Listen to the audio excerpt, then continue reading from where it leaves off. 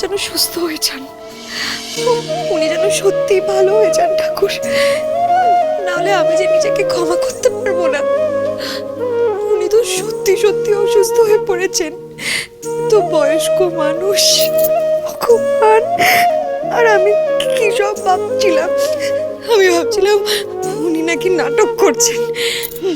না না না, আমার ওনাকে সন্দেহ করাটা ঠিক হয়নি ঠাকুর।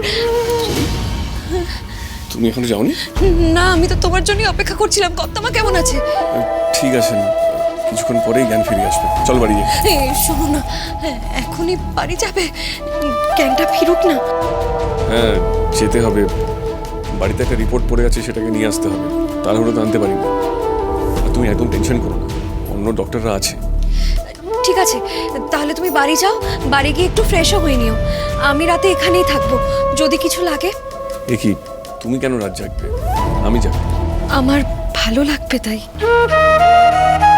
মানে? আমার খুব খারাপ লাগছে দ্রোণ। আমি ভেবেছিলাম উনি নাটক করছেন, কিন্তু উনি তো সত্যি অসুস্থ। আমি যদি এখানে থাকি, ওনার যদি কোনো সেবা যত্ন করতে পারি, ওনার কাজে লাগতে পারি, তাহলে আমারই খুব ভালো লাগবে। তুমি না হয় যাও, একটু রেস্ট নাও, ভোরের দিকে এখানে এসো, তারপর না হয় আমি বাড়ি যাব।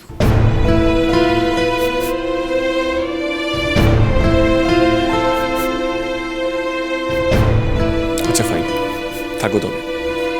কিছু লাগলে রিসেপশনে জানিয়ে দেবে, ওরা সব ব্যবস্থা করে দেবে। ওকে, আমি ওদেরকে সব বলে দিচ্ছি। আমি খুব তাড়াতাড়ি চলে আসবো, চিন্তা করো না। একটু দেখো না গো, যদি আমাকে একটু দেখতে যেতে দেয়। বলে দিচ্ছি। সরি,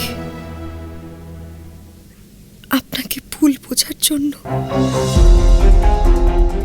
বহু বছর আগে আপনি আমার মাকে বাঁচিয়েছিলেন, আর আমি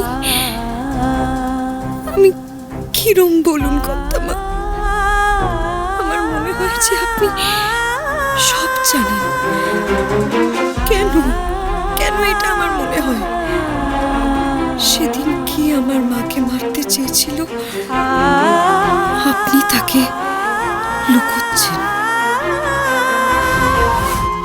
বারবার এই কথাটাই আমার মাথায় আসে, কিন্তু কিন্তু এখন তো অন্য কথা মাথায় আসছে।